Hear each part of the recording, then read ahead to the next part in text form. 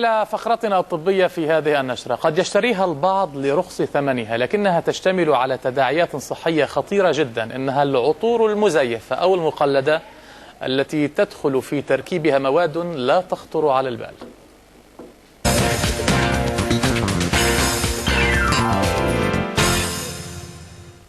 هذه الفقرة برعاية هيئة الصحة أبو ظبي.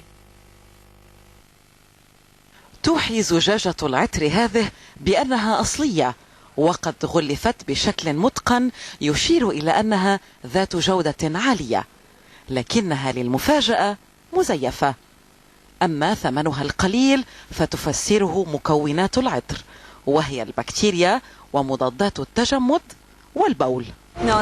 هذه المرة الأخيرة التي أشتري فيها عطرا. وضع مثل هذه العطور على الرقبة والمعصم والوجه يعني تعريض أكثر مناطق الجسم حساسية للخطر، وفور وضعها على الجلد لن تبدو الرائحة كما كان متوقعا، وستختفي بسرعة مخلفة وراءها احمرارا وحروقا، نتائج لا يرغب الباحثون عن الروائح الزكية في أن يحصلوا عليها.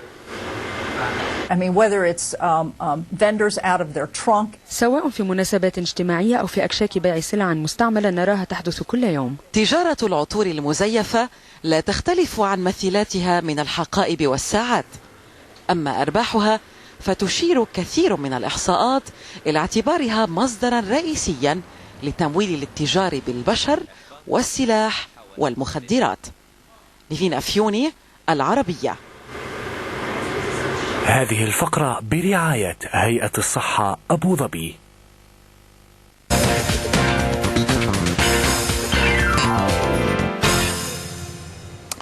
أعزائي المشاهدين، في مصر الآن فرحة كبيرة نتيجة الفوز بكأس الأمم الأفريقية، ولكن هناك بعض